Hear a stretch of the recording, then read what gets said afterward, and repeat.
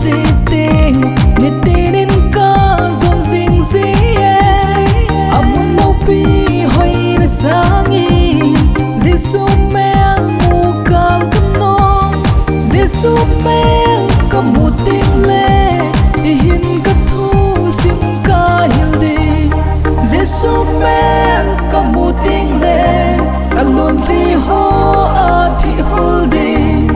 Jesu mel kamu ting le lung kham nei lo vin kalam di Jesu mel kamu ting le nei bangin kalam tadi kalam tadi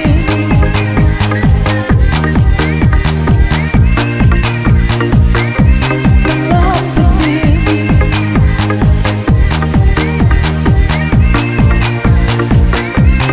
Jesu mel kamu ting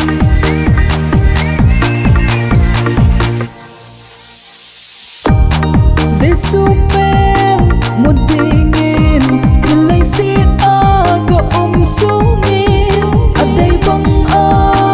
chonin ang ngay lut thu kasay zing ding tung sot khu ava ting le Jesu mel kamu ding Jesu mel kamu ting le kalon li ho a thi holding Jesu mel kamu ting le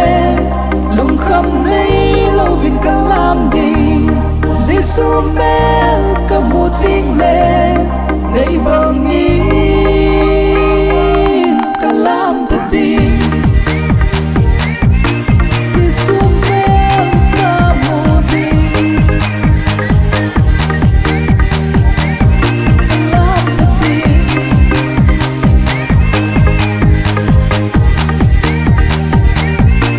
Jesu mel kamu ting kalam tadi van kam thu sim ka kiel je ke ni tin ka zon sing si amun lo pi hoy na sangin Jesu mel mu kal kano Jesu mel kamu ting le dihin ka thu sim ka hildi Jesu mel kamu ting le kalon li ho a thi holding Jesu mel kamu ting le lung kham nei lo vin kalam ding Jesu mel kamu ting le nei bangin